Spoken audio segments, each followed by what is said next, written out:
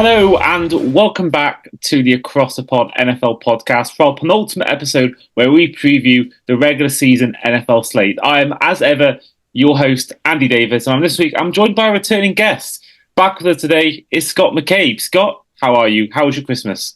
Great, fantastic Christmas, Andy. Full of football, full of sweets and football, but a lot of fun. I think Christmas dinner might have been cut short with the Chiefs game being on, but ran in to catch the end of that, and that was good fun. But yeah, lovely Christmas. But it's time to kind of talk ball. We're getting into the real sort of nitty gritty part of the year. Playoffs are on the horizon, and it's getting exciting. But fantastic Christmas. But I mean, the eyes on the new year and week 17. So can't wait to get stuck into it.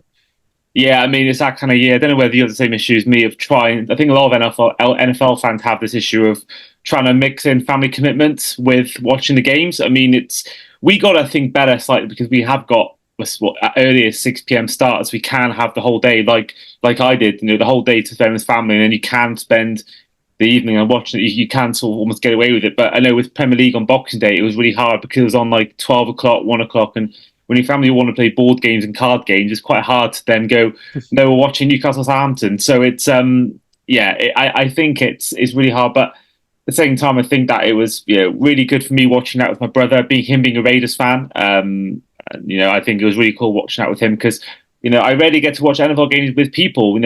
All my friends hate the sport. So to get to watch at least 2 quarters of that game with my brother was really special. And also getting to watch the last quarter with my brother for a certain game that me and you both had close eyes on. A very good start to Christmas Day. Quarter to midnight, I think. For some good start to Christmas Day. For other Cowboy fans like myself, it was not. Yeah. Well, for you, I mean, you got many teams. I mean, the Chiefs lost as well. The Cowboys lost. Actually, before the game, did you get any NFL themed gifts? Any NFL themed gifts? I did. I got a nice little American football keyring. I got a nice kind of crew neck, a Dallas Cowboys one vintage crew neck. So it was well treated. With the American football stuff. To be honest, I think after there's a number of years that I've asked for American football gear, and I think my family and friends are running out of stuff to get me at this point. So I think we were a little limited this year, but yeah, most definitely a lot of gifts, and it's just funny as the year goes on. Back in the day, you'd probably be getting a Tom Brady jersey or an Aaron Rodgers jersey. Now it's a CJ Stroud and like a Mahomes jersey. It's just funny how the development of the game is kind of going, and we're seeing that next generation of star players coming through. Yeah, and it's amazing to think that we've only got one current active starting quarterback who's won a Super Bowl. There's only I believe only 3 players still active, not retired, are Rodgers, Nick Foles, and Mahomes, and Matt Stafford. I forgot about him. There's 2, not 1. But even so, there's not many quarterbacks that have won a Super Bowl, and I think the way it's going, it might be a new quarterback winning a Super Bowl. I think we can never write out Mahomes, but I think it could be Lamar, could be Dak, could be Brock Purdy, could be Jalen Hurts, could be anyone. So I think it's really exciting to know what's going to happen. And of course, we are here to talk all things Week 17. We had Week 16 last week with the boys from the Third and Long podcast. So in total, myself and Shane Harris had 11 correct scores due to us both having Baltimore to win the game over the Niners. Both Ollie Butler Henderson and Ollie Hope had 9 correct scores from Week 16, and then Phil Parent had 8. So overall, puts them all pretty much in the middle of the leaderboard for this season. Still leading the way are Aaron Fletcher from Asleep at Work and Keg from the Magpie channel with 13 correct scores from Week 12 and Week 6 respectively. And still at the bottom is myself with 6, as well as Steve McGuinness with 7 correct scores. So Scott, that's the margin you got to try and beat. I mean, my highest score is 12 from Week 6. So if you're going against just me, that's what you've got to try and beat. You've got to thank for your full slate. Some people middle of the season had a few games less than others to make the predictions, but yeah, you've got a big task to fill to try and win this leaderboard. Big task. I'm ready. I'm looking forward to it. So Week 17 will start in Cleveland as the Cleveland Browns take on the Jets. For me, I think this is pretty easy. I'm going to go for the Cleveland Browns. The Jets season's done. The Browns have still got a chance of a number 1 seed. I think there's nothing really going right for the Jets at all at the moment, whereas the Browns have got an amazing running game at the moment. Amari Cooper, he's questionable, but he had an amazing game last time out, and the defense is rocking. So yeah, for me, the Browns. What about you, Scott? Completely agree with you, Andy. You've taken the words out of my mouth there. The Cleveland Browns. I think this team it's transformed under Joe Flacco. Like absolutely incredible performances that these you know what, they're playing as a team, which is key. The offense is clicking in ways that I think a lot of Browns fans haven't seen in a while, and it's amazing that it's come from the most kind of you know, we weren't expecting this situation, Joe Flacco to be starting week 17 for the Browns. We thought it'd be Deshaun Watson, or even at that, say if something happened to Deshaun Watson, it'd be Dorian Thompson Robinson, the rookie. But instead, it's Joe Flacco, and himself and Amari Cooper have a strong connection. Also, David Njoku, the tight end, and it's showing week in, week out. I mean, 11 receptions for Amari Cooper, and he had 265 yards and touchdown. That's just outrageous. Also had him in my fantasy football team, so many of those guys who had Amari Cooper in the fantasy football team, I hope you guys made it to the fantasy Super Bowl. But yeah, look, I'm going for Cleveland. They're also rock solid at home. They're 7-1 at home this season. The Jets have the worst offense in the NFL. The Browns have the number one defense in yards allowed in the NFL. It just makes sense to go Cleveland. So give me them, and look out for Jeremiah Owusu-Koramoah. I mean, he leads the team in tackles. He's making a statement every game he plays. So yeah, give me the Browns, the dog pound. Now, you mentioned fantasy football. I have to address it. Apologies if I already mentioned this, but we have had the conclusion of our charity fantasy league. It was won by Sam Moores. He beat out the Beardy Sports or Beardy Football's Trev Scott with 134 to 6, 20.26 to 89.22. So Super Bowl Sunday will be a donation against breast cancer. And we obviously, if you want to add to the pot, anyone listening to this podcast, DM me on social media, and I can add that to the pot. So yeah, we are looking to get that rolling. And also, while mentioning fantasy football, Stephon Diggs, I got a bone to pick because he lost me about 3 leagues. I was in 3 semi-finals this weekend, and he was in all of my teams that I was in, and every single one I lost. And 2 of them I had Gabe Davis on the bench. That made it even more frustrating that I had Gabe Davis there. But yeah, Stephon Diggs, he might be traded in that dynasty league because 2 of them are redraft, one of them is dynasty. So Stephon Diggs might be on the trade block. The next game is one close to your heart. It's Monday Night Football, but on a Saturday. After the Dallas Cowboys take on the Lions. Before we go into that, what was your take on the Cowboys game against the Dolphins? Cowboys game against the Dolphins. I thought we were very sluggish. Is my the best way I'll put it. I thought the defense, we performed well in certain aspects. I felt we handled the run game very well. I mean, we contained Mostert for 48 yards, which I view as a win. Your run game is impeccable. It's one of the best in the league. So to do that was a big statement for us. But what the Dallas Cowboys keep doing consistently is hurting themselves with penalties, and we keep doing it, and it's just not good enough. And we can't progress to that next level if we continue to make these minor mistakes. And it's really disappointing because there's so much potential in this team, and they just keep shooting themselves in the foot. And I feel like that happened in this Dolphins game. I felt like we were right in it to the wire, which we were. I feel like we do have the best kicker in the NFL right now in Brandon Aubrey. I mean, that guy is just incredible. So we know we're going to get our points automatically there. So we get into field goal range. It's like, okay, we can do something here.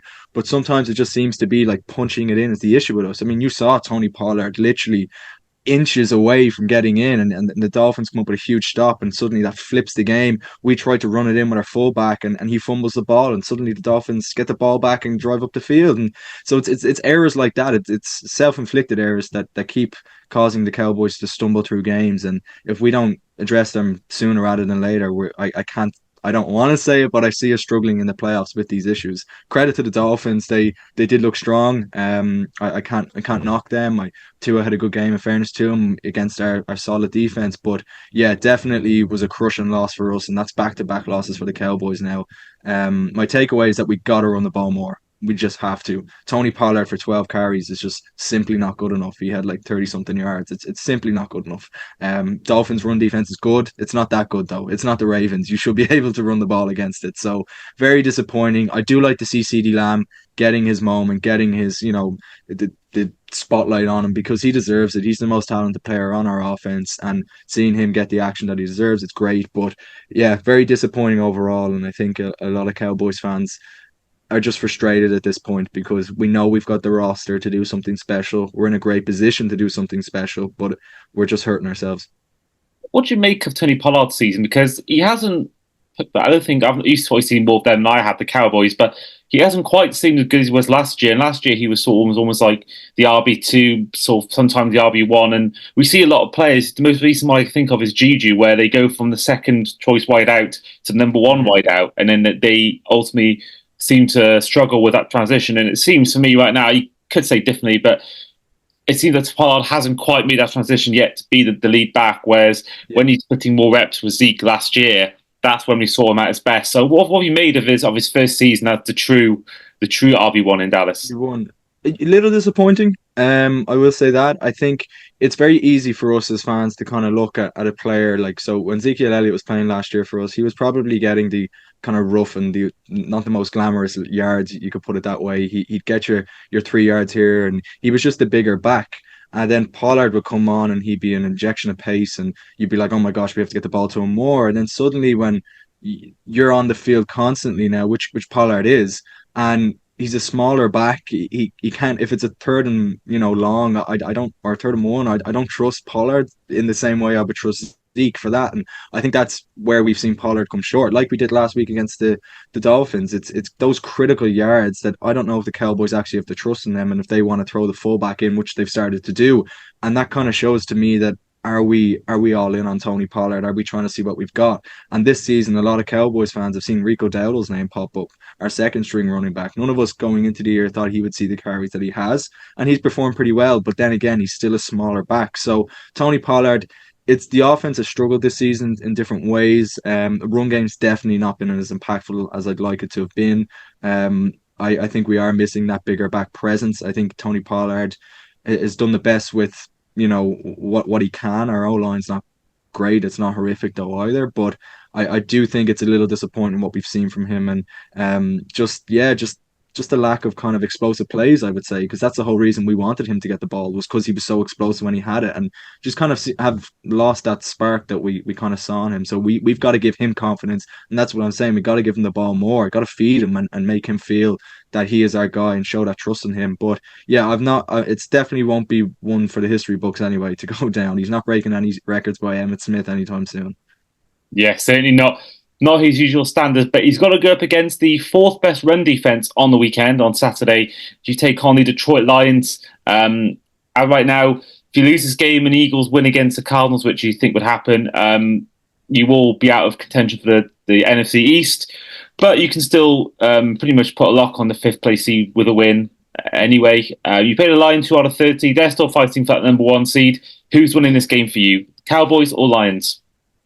Credit to the Detroit Lions. Look, they just won the division last week. Like you can't knock them for that. What an incredible comeback, the way they play under Dan Campbell. I love the Detroit Lions. I think they're, if you should root for a team and you don't support a team and you want a team to root for, you root for the Lions. I mean, they deserve to get all the kind of gloating and those fans deserve to gloat. If you're a Detroit Lions fan and you've been there through thick and thin, you deserve this moment. But I'm gonna go with my Cowboys because I feel like the Lions are safe. They know they've wrapped up the division. They know they're there. The Cowboys, we've got it all to play for. We're still trying to find ourselves, and we still struggle against teams over 500. Like we've got to get that off our back, that we can't beat a team with a winning record. Like I know we have, but we need to do it consistently. So I'm gonna go with the Cowboys in this one. I think our offense, it's going to show a lot how our offense copes in this one, and Cowboys fans will get a real glimpse of what we can expect going forward, because this Detroit Lions team is a very, very good team, and depending on how they want to play this, maybe they want to rest a starter or two. I still think it's too early for that, but it could maybe probably not benefit the Cowboys, because they might try a few trick plays on us and stuff like that. They might go deep in the playbook to try and test out what they've got going forward in the playoffs. But yeah, I'm going to go to the Cowboys. I think our defense is still good enough to get to Goff. I think Michael Parsons might have a big day in this one, and I'm going to go Tony Pollard with a bounce back game, I hope. So yeah, give me the Cowboys. Well, I've got the Cowboys as well. I just think the fact that the Lions have got the division wrapped up, they may take the foot off the gas for a week, and also you guys at home are pretty good. So I think ultimately that leads to a win for you guys. And actually, before we go on to the next game, we spoke to former guest Aaron Fletcher, Lions fan, who did give us a video with his reaction to his team winning their first division title in 30 years. Here it is. What's up, mate, across the pod family? I hope you're all doing well and having a lovely Christmas. I am excited to be reporting to you as NFC North champions. The Lions have won the first divisional title in my lifetime. I cannot begin to tell you how absolutely ecstatic and absolutely buzzing I am. So I definitely can't begin to tell you how ecstatic and how absolutely buzzing the people of Detroit are and the Lions fans are that have been following this team a lot longer than I have. But I am absolutely ecstatic, and honestly I'm just a little bit relieved because we've come close once in my time as a fan, and that was in Jim Caldwell's first season, and it felt like we bottled that right at the end. So honestly, I'm just really happy that we were able to get over the hump and earn our first divisional title in so long. We've had a couple of wobblers over the last couple of weeks, some dodgy, suspect performances. So against our NFC North rivals, to be able to clinch it with 2 games to go, so much relief. And I think now the question is not, what can we do for the next 2 games? The question is making sure that we at least wrap up that, try and get that number 2 seed, and let's prepare Ford Field for its first ever Detroit Lions playoff game. So, yeah, just a lot of feeling, a lot of emotions at the moment, but most of them are just relief and excitement to watch a Lions game in the postseason. Let's go Lions, one pride worldwide. And thank you, Aaron, for your video. A lot of emotion in that video there. You can clearly see what it means to him and all the Lions fans that they finally got that done. Our next game is, for me, the biggest game in my 12, 13 years being a fan, the biggest game in my time being a fan, because this game has so many permutations. If the Ravens win, that's number 1 seed, I believe, wrapped up or almost wrapped up. I think it would be, actually, because they'd have the head over us if they win. But if we win, we have the number 1 seed in our hands with 1 week to go. So a lot on this game, and with how good we are at home, we're basically the Cowboys of the AFC. We're a team that is good against bad teams, struggles against good teams, and is much better at home than away. So a massive game, and what starts as New Year's Eve at 6 p.m. But I'm going to go for my heart over my head. I'm going to go for Dolphins. Now, every part of me says the Ravens should win this. You've got right now the best quarterback this season in Lamar Jackson, a great defense, weapons all around. But I don't know. I'm going to go with my heart and say we're going to win this, and hope that I'm proved right. And that's really all I can say. I know we beat the Cowboys, and it was good beating a team with a winning record, our first time since week 3 last year. But I said it just then, the Cowboys are basically the same as us. So I feel like if we were to beat the Ravens, it'd be even more of a statement, I think, of a win. So I think where we can win this game is just capitalizing on Ravens' mistakes, because that's what happened. We came back from, I think, 5-6 touchdowns behind last season against the Ravens, albeit different coordinator, different all that. But we have beaten Lamar Jackson in recent seasons, and we've beaten John Harbaugh. Mike Daniels beaten John Harbaugh. So I think we know how to beat them, and we've proved that in recent years. So I'm hoping that confidence can get over the line, and I'm hoping we're seen as some sort of bogey team for the Ravens, and hopefully we can get the win. And what would be such a massive win. But how are you seeing it, Scott? As a neutral involved in this, how are you seeing this game? I'm seeing this game as a great fixture, and I agree. I think it's one of the top games of the weekends. I can't wait to get my eyes on this one. The Dolphins, I've more faith in the Ravens in this one purely because of the caliber of the teams that they've recently beaten, and also that 49ers victory. Now, that will sway a lot of people just because they bet the 49ers. Absolutely not an easy win. Like you mentioned there, Dolphins have it all to play for too, and I think that's what makes when we come to this part of the season where some teams can put the foot off the gas, but when you get games like this where it's all on the line, that's when some of the best football comes out, and I think we're going to see it in this game. I know Jalen Waddle's questionable, I believe, but if you get your weapons and you get cooking the way that Tua can, there's no reason why you guys can't win this game. Having said that, I just feel Lamar is playing of an MVP caliber. He really, watching him against the 49ers, the way he just moved, and he was just so I don't even know the word, like he's left me speechless, Andy. He was just so accurate as well with his passing, but also he led that team, and also on the ground, and that's a real kind of issue if I'm the Ravens fan, because I'm looking going, okay, we're putting a lot on Lamar Jackson's back right now. Like, he led that team in rushing. He had 7 carries for 45 yards, and Gus Edwards had 9 carries for 31 yards. So he'd more rushing yards than their own running back. So if you're getting Lamar to pass the ball and to run it, which we know he's always done, he's done that throughout his career. It's nothing new to him. But if you're doing that against although they did it against the 49ers, who do have a rock solid defense, and that's impressive.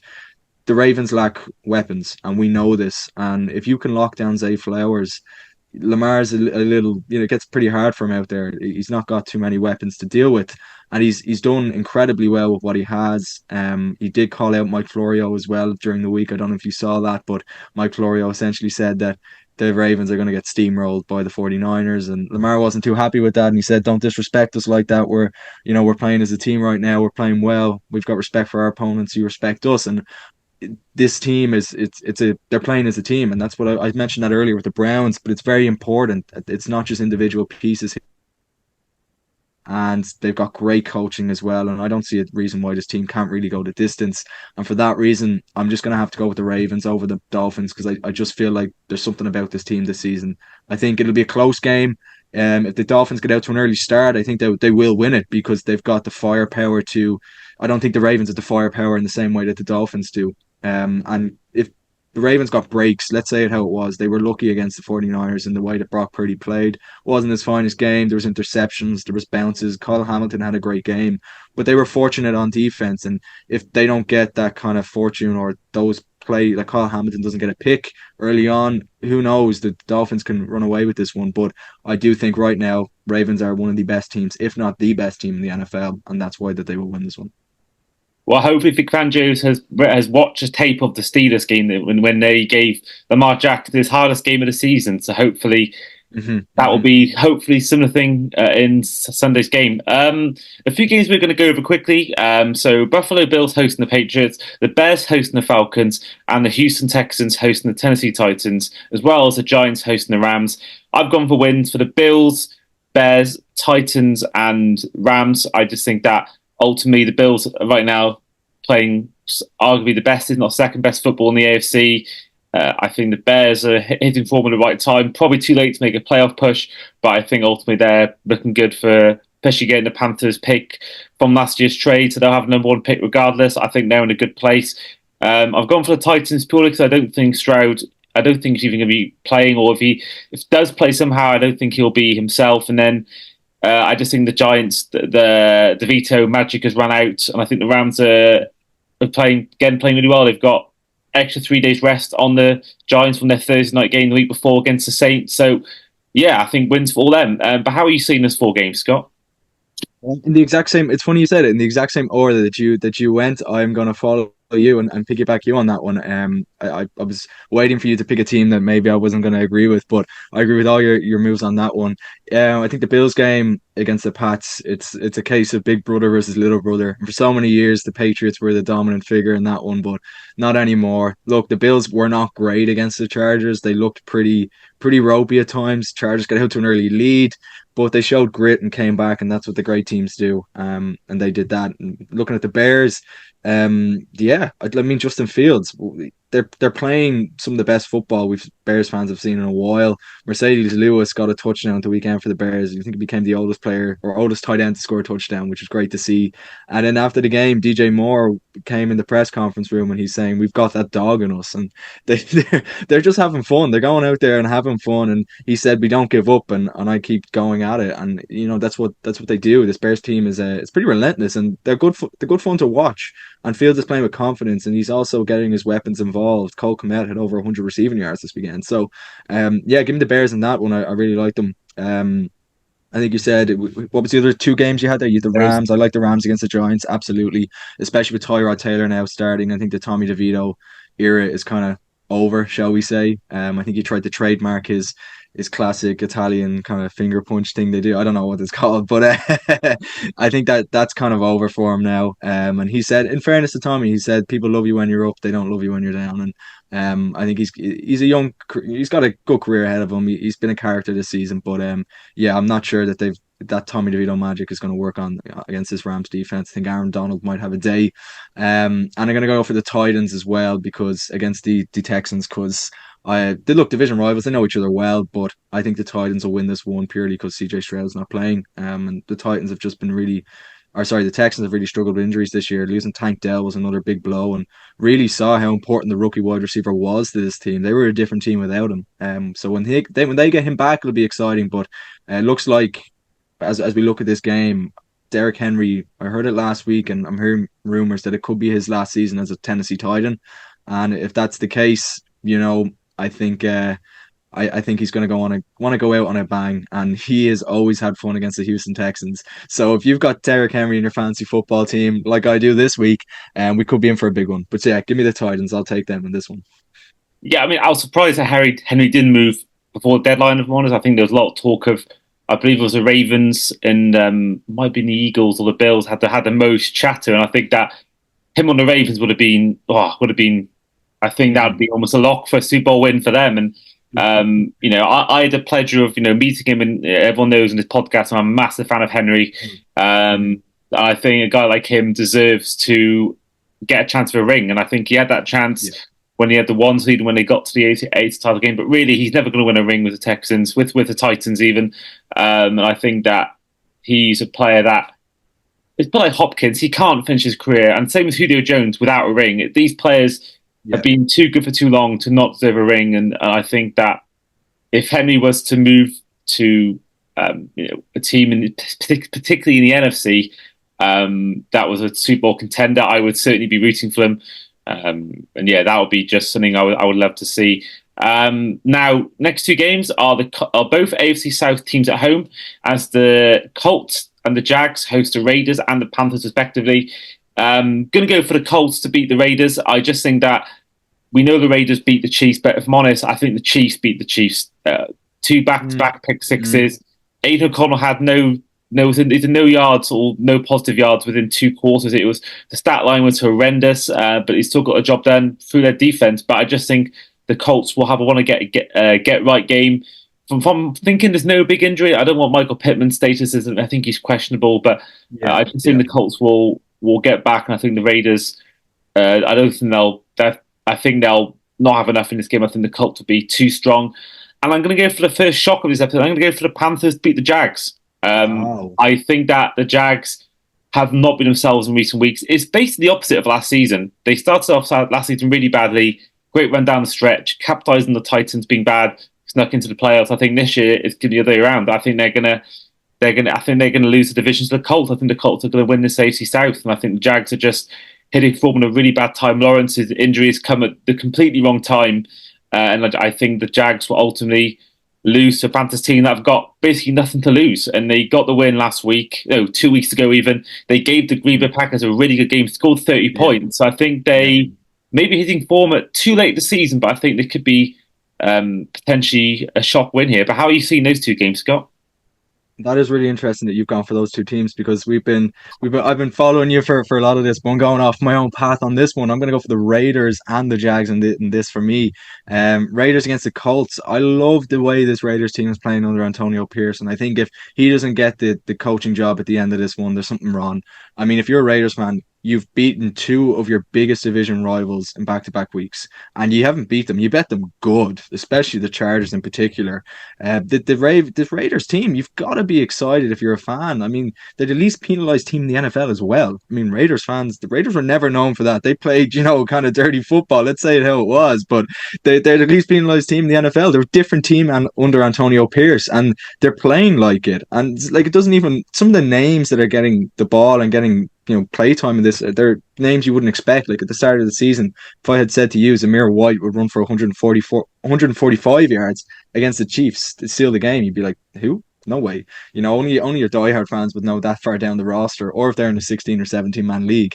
But they got two defensive touchdowns against the Chiefs. They were very lucky in that one. I'm not going to say that they weren't. Aidan O'Connell was extremely poor, 9 for 21 in passing, and then he had 62 passing yards. Not good enough, but they do have a lot of nice weapons there, particularly Jacoby Myers and Devontae Adams.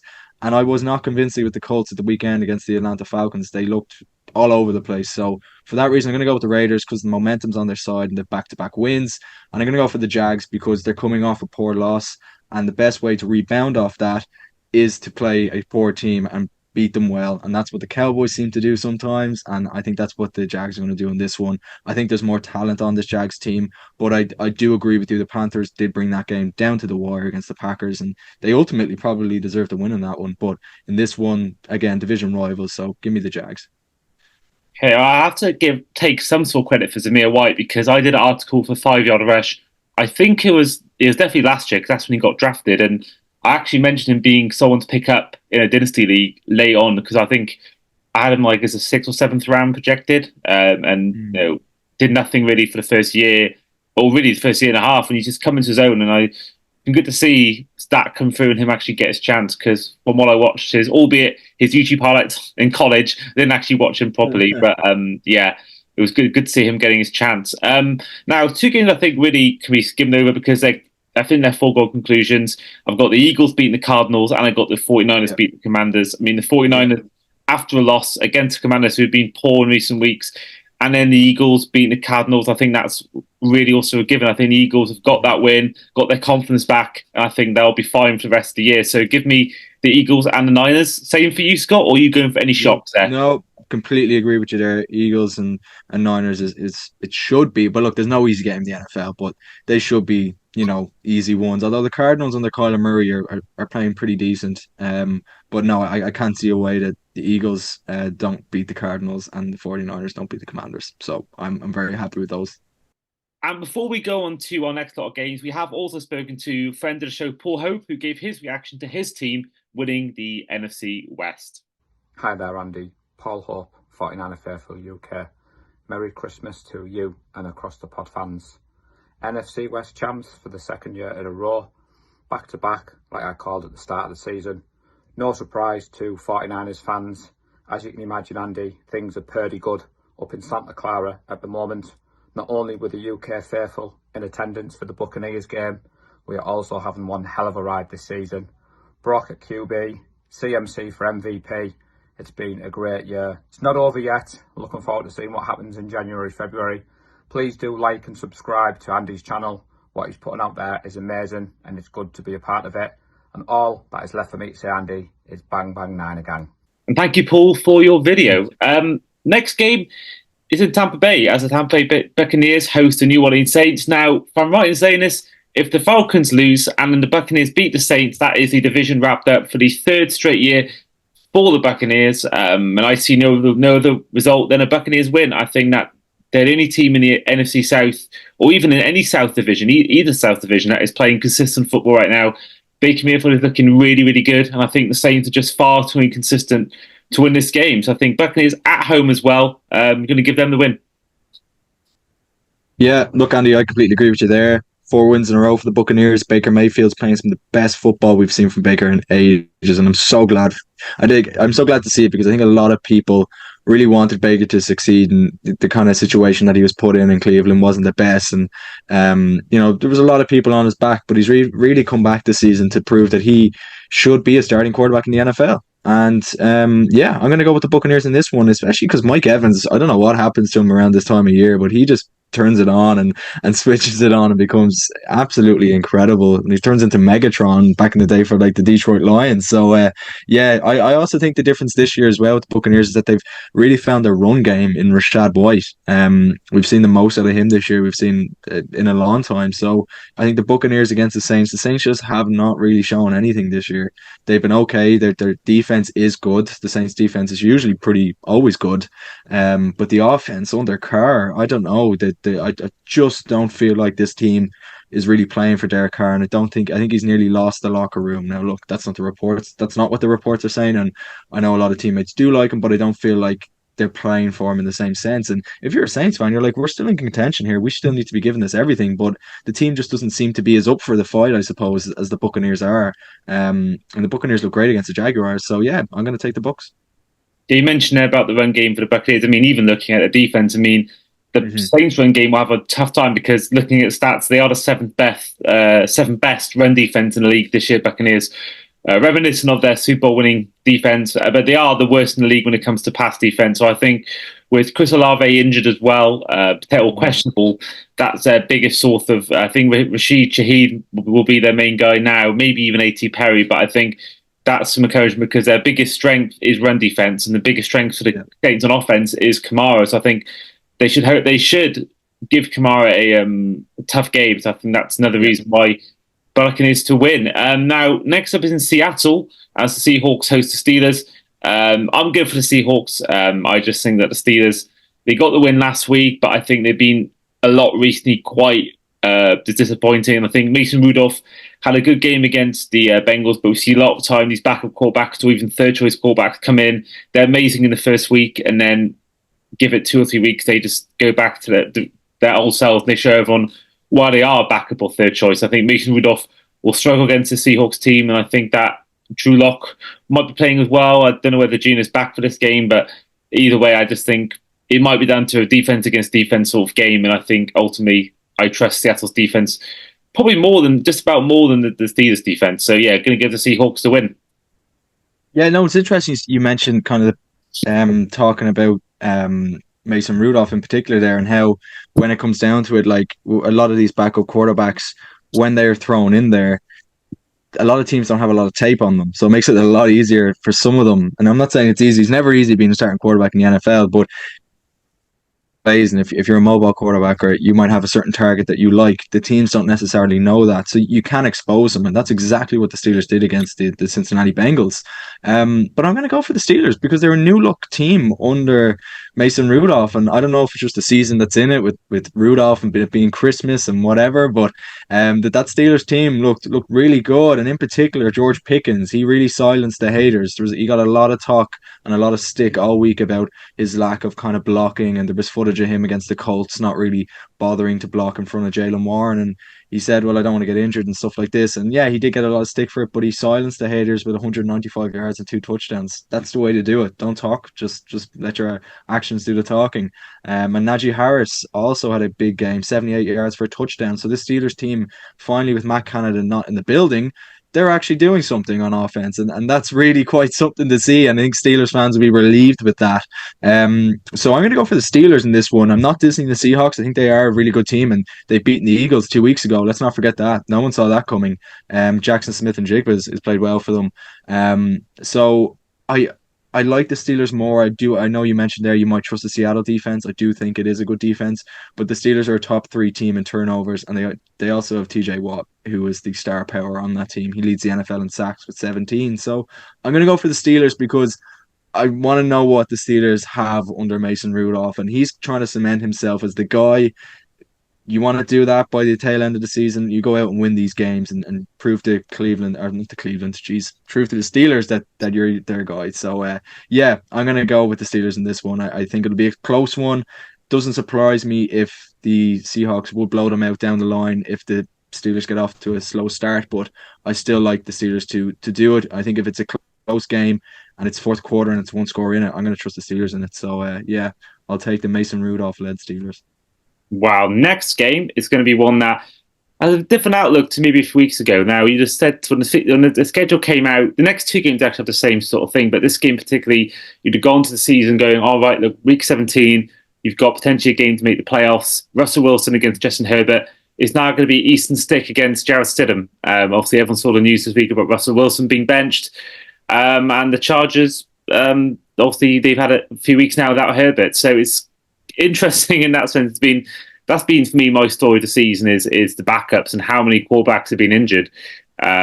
So for me, it's not the game that we all thought we were going to get, but I think I'm going to give the Chargers a win. I think that we mentioned about quarterbacks having the tape. I think equally on a shorter week you have less time to obviously get used to the game book and the playbook, and I think that is obviously backup quarterbacks have far less reps on the practice field when they are the backup or third choice. So when they get put in through an injury or maybe 2 or 3 days before, they've got no time really to get adjusted to the players and playbook and the sort of scheme for the week. So I think give them a whole week to practice. I think that gives backups that's why Easton Stick looked far better in the second week because he had more time to get adjusted to the playbook and the players around it. So I think in that sense, you've got Stidham, who has got minimal NFL experience. He's played a few games for the Patriots and Raiders here and there. But I think Easton Stick's had now 2 full weeks to prepare. He knows his players now. I think that's why I'm going to give the Chargers a win.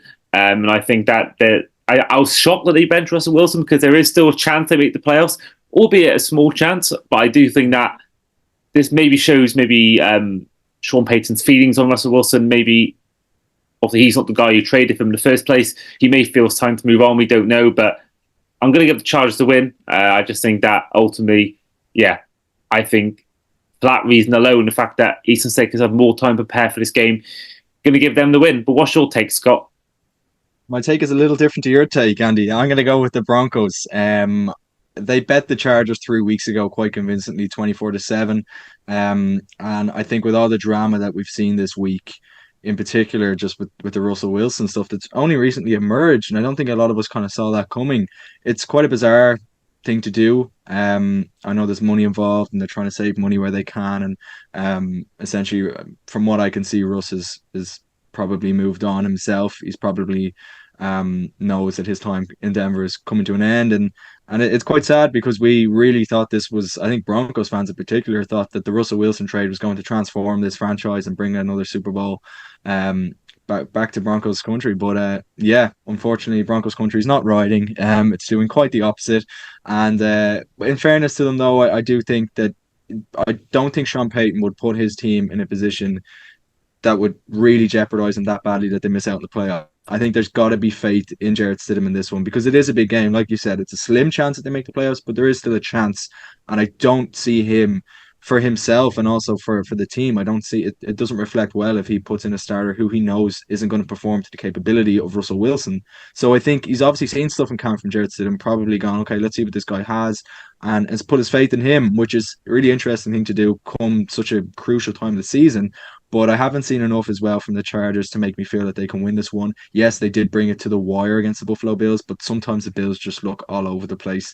So I'm not going to put it down to that. The Chargers have also lost 4 of their last 5 games, so nothing too convincingly on the stat side to look at there. So I'm going to go for the Broncos. And I think if they don't win this one, Sean Payton, that press conference is going to be very interesting. Very, very interesting. But I'm going to go with Broncos country in this one. Yeah, I mean, I thought Wilson personally had looked far better in the second year in his first year, albeit it wasn't hard to be worse than year one in Denver. But tied 6 in the league when it comes to passing touchdowns. He's not been awful. Still got over 3,000 yards passing, and I know you look at I don't really recall many games where he's been the reason they lost. But again, it goes down to what I said before about the fact that he wasn't the guy Peyton took, and we all know Peyton was the guy who took Drew Brees to New Orleans. He likes having his own guys, seemingly. So maybe he's looking at potentially someone in the offseason. Who knows? I don't know. But I think it could be a draft prospect as well. He might have his eye on it. There's a couple of great players there. Drake May, Caleb Williams, maybe one of these guys. Now, the only issue with the Broncos is that they gave up a lot of picks to get Russell Wilson in the first place. So I have seen a lot of reports saying it could go down as one of the worst trades in NFL history. Look, Broncos fans can be the judge of that one, but this game will suddenly, a game that all of a sudden might not have been on a lot of people's radars is suddenly right up on people's radars. So very intrigued to see what happens here, but I think the Broncos do get it done. And Russell Wilson, he's outplayed Mahomes statistically in these last few weeks, which is quite mind-boggling. And he's getting a lot of stick for the way he's playing, but he's not playing that bad. So it's crazy move, crazy week. But there's never a dull moment in the NFL, I suppose. And let's just see how this one unfolds. Absolutely not. I mean, right now they are the 14th pick in the draft as it stands in next year's draft, but only 2 wins behind them in 5 wins are in the 7th position. So I think maybe looking at that, but if they were to be 14th, I don't know. They're not going to get May or Caleb Williams unless they trade up again, but they haven't got the capital. So really interesting to see what's going to happen there. Now, the next game is what I thought personally, slightly, would have been the game that decides the number 1 overall seed. Bengals taking on the Chiefs. Of course, Bengals have played the Chiefs in back-to-back playoff years. Looks like it's not going to happen this year. But equally, Browning against Mahomes. Mahomes, they haven't beaten themselves from the Chiefs. So I think we all know that. A lot of losses in recent weeks, and they look out of sorts. But I'm still going to give them the win over the Bengals. I just think that the Bengals maybe had their reality check against the Steelers. They had a good few weeks with Jake Browning, but maybe now time we realise that actually they aren't going to be this miracle Cinderella story. So I'm going to get the Chiefs to win. They're at home as well. And I think at some point they're going to have to get things right. I still think in the playoffs they're going to go far. I still think they've still got that playoff pressure that no one else really has proved yet in the NFL of active players. So I think they'll make it in. Obviously they'll make it in probably as division winners, but I still wouldn't back them to make it at least to the AFC divisional round or even the championship game. So for me, I think this will give you a game that they get back to winning ways. and that'll be stand them in good stead when it comes to the playoffs. But what about you, Scott? Same as me, or are you going for the Bengals?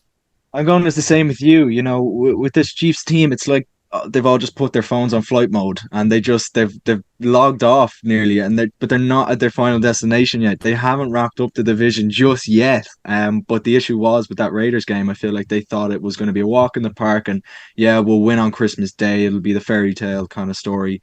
And it wasn't, and they were found out, and they were found out badly. The offensive line in particular really needs to up their game. On top of the wide receivers as well. Mahomes was sacked 4 times against the Raiders, and he had to run for 53 yards. So he led the team in rushing, but that was probably because a lot of that was scrambling because the pocket was collapsing on him.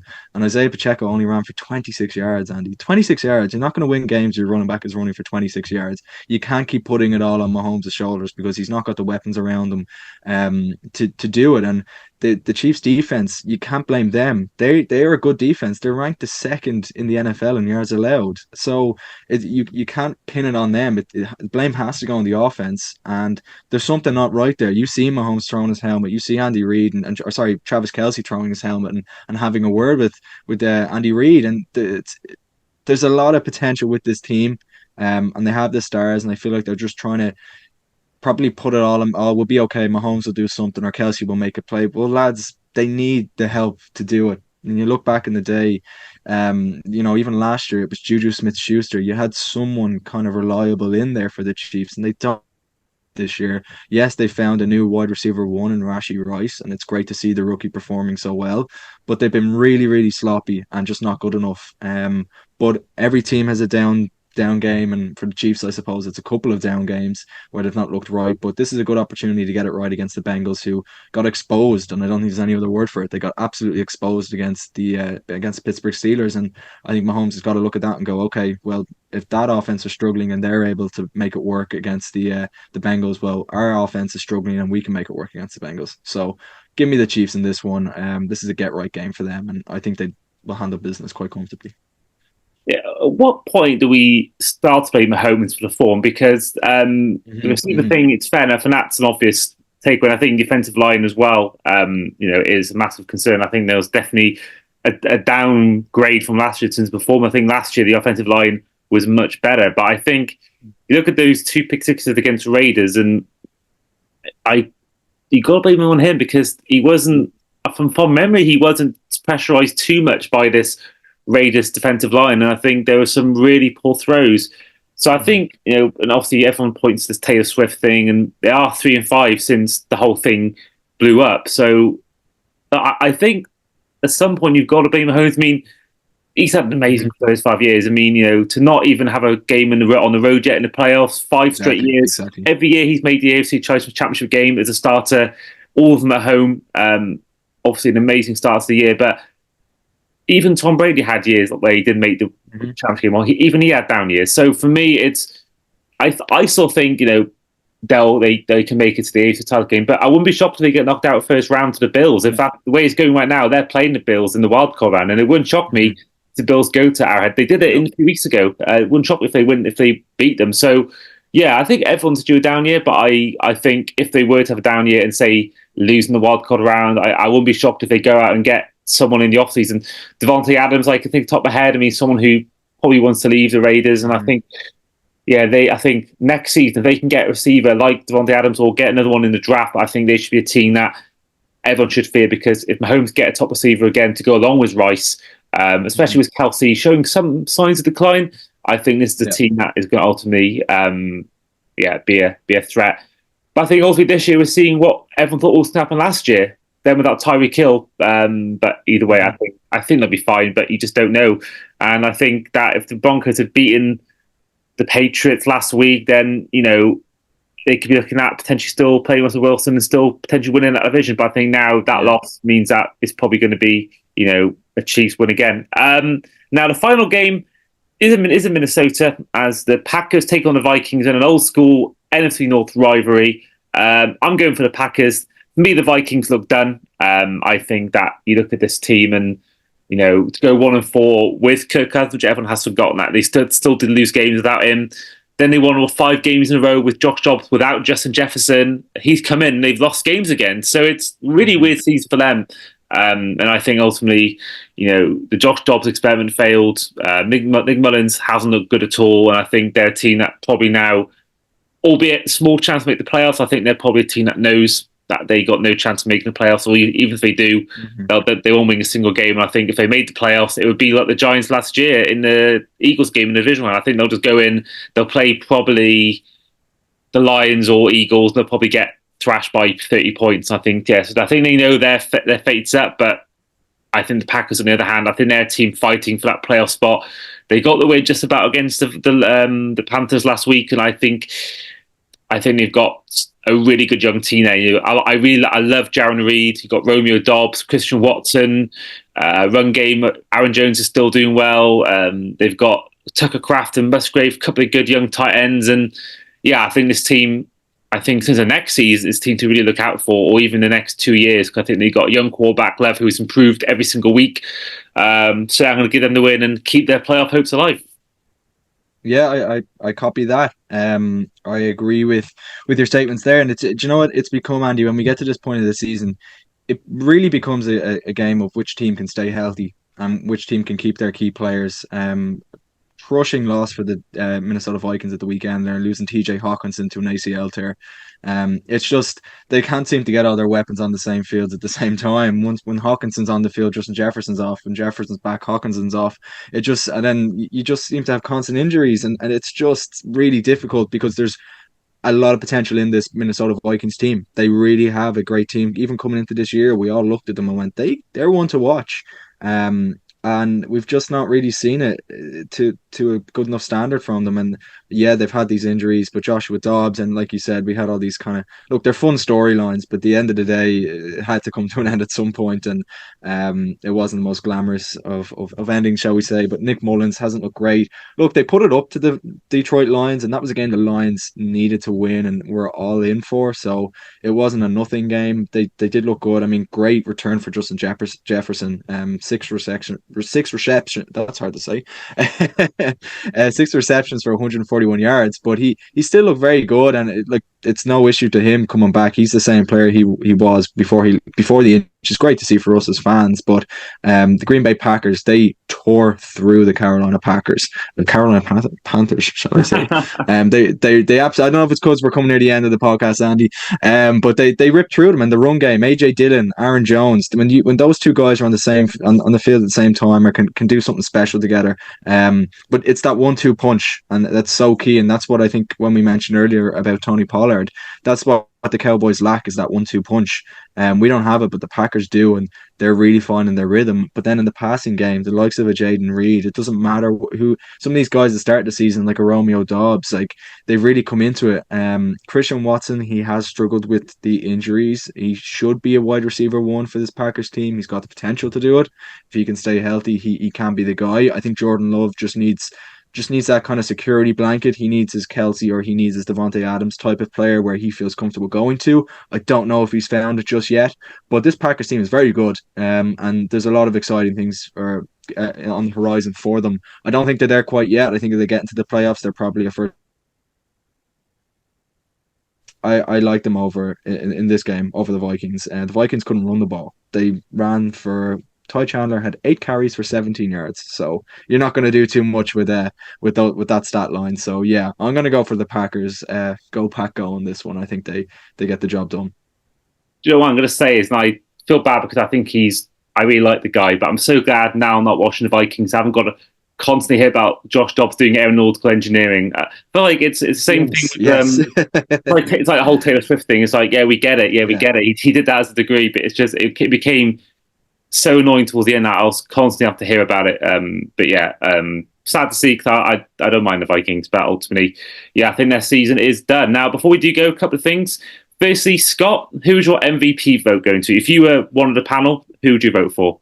Oh, for this season, I know I did mention earlier that I thought Lamar Jackson was MVP caliber, and he is, and he should absolutely be up there. MVP is the most valuable player on your team, and who can impact your team, and bring it to the best standard of quality of football that's out there.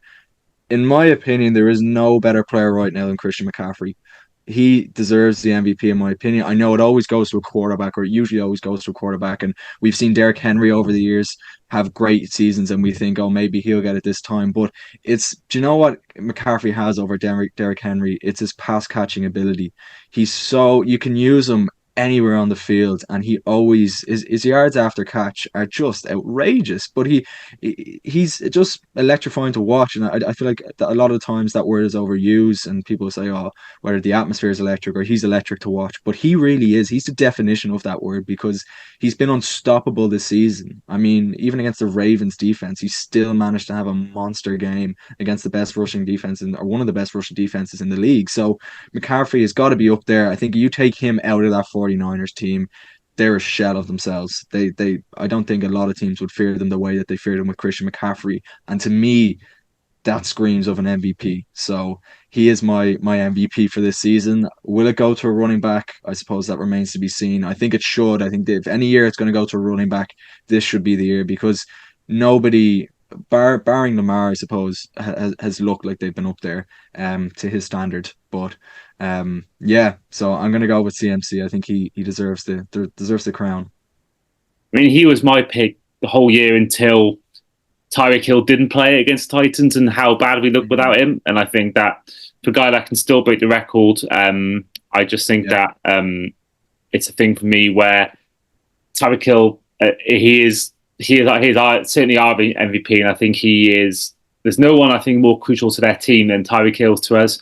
I think that he is, he's just the best for me, the best receiver in the league, and I think ultimately he is the best. But I do think that this is the. I mean, I think Derrick Henry would have won it a couple of years ago if he hadn't got injured mid-season. I think he was due to break all sorts of records that season. So I think Aaron Rodgers won it, but I think Henry would have done it. But I think this year is the year because I think if it's going to be a quarterback, I think it's going to be clearly Lamar. I think he's only really had only one really bad game. I think Dak's had a few bad games. Brock Purdy the same thing. But I think, I think ultimately it will be Lamar if it is a quarterback. But I want to ask you a question. We asked this on our week 16 review. Now I'm going to give you the list of players to win more than one MVP. To Peyton Manning, and tell me, do any of these players are even worse than Lamar Jackson in terms of career? So you got Peyton Manning 5, Rodgers 4, 3, obviously you've got Jim Brown, but you've got Johnny Unitas, Brett Favre, Tom Brady, and then 2, you've got Patrick Mahomes, Kurt Warner, Steve Young, Montana. Now, from that list, would you say that maybe Lamar Jackson would be the worst quarterback to ever win more than one MVP? Because for me personally, the only one that comes close is probably Kurt Warner, but everyone else, Patrick Mahomes, Brett Favre, Peyton Manning, Tom, all these players are NFL legends. I think Lamar Jackson. Do you know why? Yeah. Do you know why they're NFL legends, Andy?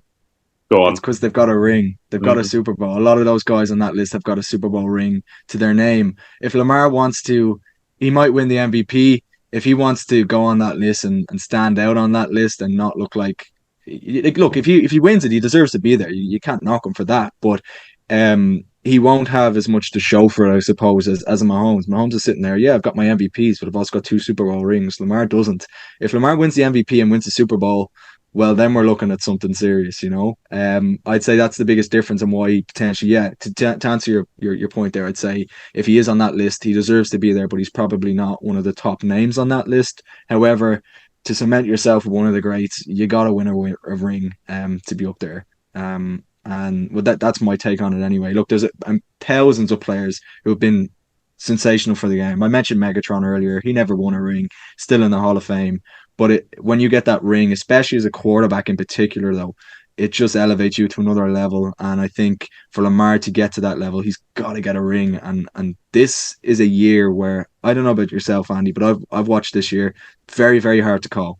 Very hard to call. And the NFL has always been like that. But for something about this year in particular, like even week in, week out, there's just teams that are losing that you kind of just don't see losing and teams winning. Like in particular, the Seahawks beating the Eagles. I know I mentioned that earlier, but that was just like out of the blue kind of thing. And things like that keep happening this season. And the Chiefs aren't the same team that we once thought that they were. And I just think it's wide open on both sides. And even when we look at the 49ers and we go, okay, they look like they're unbeatable. They're probably a lock for the Super Bowl. They play like they did against the Ravens, and you go, oh, maybe they're not as good as we thought. So it's we'll just have to see, I suppose, how this thing all pans out. But I think this season in particular is one of Lamar's best chances of getting a Super Bowl ring. I really, really do. Especially with the injuries to quarterbacks as well. I mean, what better chance Yeah. we get? I mean, Burrow's not going to be injured every year. Rodgers, I think next year is going to be a player that will take the VAR if he's healthy. So I think it's with all the injuries to quarterbacks and top quarterbacks as well. I think it's the 1 year where, imagine the Browns if they had Deshaun Watson or at least a capable quarterback. So yeah, interesting times. And speaking of Super Bowl, who would be your Super Bowl matchup if you were to predict? In Vegas in February, which two teams are going to be there? Oh, love it. Love that question. Um, it's difficult, and I'm trying to be unbiased. I think I want to say the Cowboys, and I'll tell you why I want to say the Cowboys because I think if we get past that hump, which is losing our being one and done in the playoffs, right? We're sick of that. That's all we seem to hear.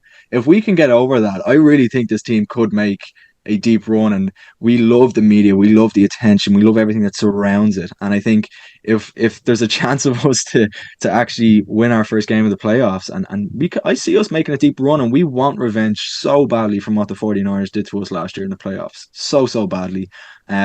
So I would like to say the Cowboys, and from the AFC, I think the Buffalo Bills, they're doing something right now. And I know I mentioned Lamar earlier. Bills and Ravens would be a great matchup right now. I think that would go down to the wire. But there's just something about this Bills team. I like the way they're playing. They're playing really physical football right now. And I think that Cowboys and Bills would be a great Super Bowl matchup. If Bills, I think Ravens should be there from the AFC. I think they've looked one of the strongest there. And from the NFC, I think if it's not the Cowboys, you've got to look in the 49ers direction. You'd probably be mad not to. So I know I've given four there. My dream matchup would probably be Bills and Cowboys, though.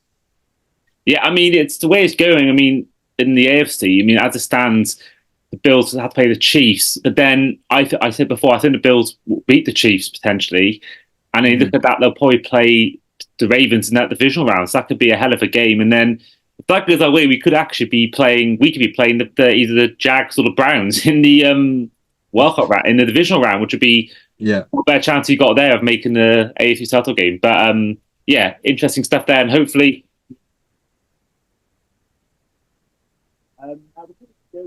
actually, before we go on to that, going for our predictions quickly, we've had five different winners in 5 games. So we've both gone for the Browns, Cowboys, Bills, Bears, Titans, Rams, Eagles, Bucks, 49ers, Chiefs, and Packers. Whereas I've gone for the Chargers to beat the Broncos. Scott went for the Broncos.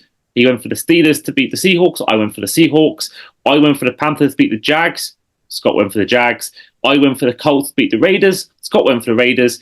And Scott went for the Ravens to beat the Dolphins. I went for the Dolphins to beat the Ravens. Now, we've touched a little bit on college football. Now, you've had a lot of good memories this year when it comes to college football. Yes. Not only the Dublin game, but also you actually got out to America, I believe it was Florida State, and got to do a lot of stuff there. So what's that been like in experiencing that? That's been amazing. So with my role with College Football Ireland, it's communications officer. So looking after the kind of our digital side of things and on all our platforms. So feel free to follow us on Instagram at collegefootballireland.com. Look us up online at collegefootballireland.com, and you can register your interest for the 2024 game, which is Georgia Tech and Florida State. And what a game that's going to be. A lot of controversy with Florida State. I don't think we have enough time to get into it, but there was a controversy with them being left out of the college football playoff. And but you know what, Andy, being over there twice, actually, we went to Tallahassee, and that Florida State team, it was special, and I do feel for them because it feels like they were hard done by. But to get over there, just magnificent to experience a college football game, and the sheer passion that goes into it, and the tomahawk chop that we would see with the Chiefs when they do it, and they go at it. Well, that was actually originated from Florida State, and they call it the war chant. And when you're in a stadium with 79,000 people, and they're all doing the war chant together, and they're all singing, it's just something really, really special about it. But yeah, truly enjoying the role. We had Notre Dame and Navy this year coming to Dublin, and that was just magnificent to be a part of. And yeah, we're just always looking to get more fans involved with college football in particular, but also broadening the sport in Ireland. And it's something I'm very passionate about. And to have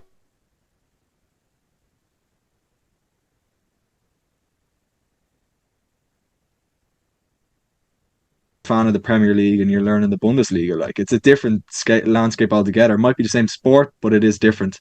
So it's a lot of fun. But yeah, I definitely recommend, like, you, if fans want to get involved, like, follow us on our social channels, collegefootballireland.com.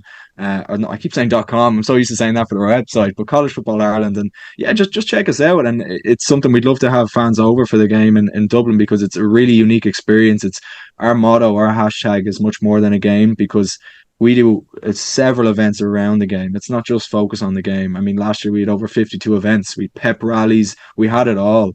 And it's really great to be a part of. And we're getting, in my opinion, in my own biased opinion, we've had some great teams over the years, but I think that the competitiveness from these two teams this year, Georgia Tech and Florida State, it's some of the best college football we've seen come to Dublin. Both teams are playing in their bowl games. Georgia Tech just won their bowl game, the Gasparilla Bowl. And the talent is really, really high. And we've got the luxury as well of watching one of our very own. David Shanahan is originally from Kerry, and he punts for Georgia Tech. So he's coming, it's a homecoming for him, which is really, really great to see. So we're all really, really excited about it. And you can sign up online for more information, I suppose, on our 2024 game. But yeah, great to be a part of it. And we hope to have you over for the game, Andy, as well, come August 24th. I mean, I've always said that if the Gators came over, I'll be there in a heartbeat. If I see the Florida Gators, don't say Gators to me now. No, I can't be hearing that now after being with the Seminoles. Yeah, I mean, I've always thought I will eventually go there one day. I mean, I'm planning to go to Dublin anyway if Liverpool make the Europa League final, but I'll certainly try and make it down at some point, whether it's this year, next year, whatever year, and I'll hopefully link up with you in person.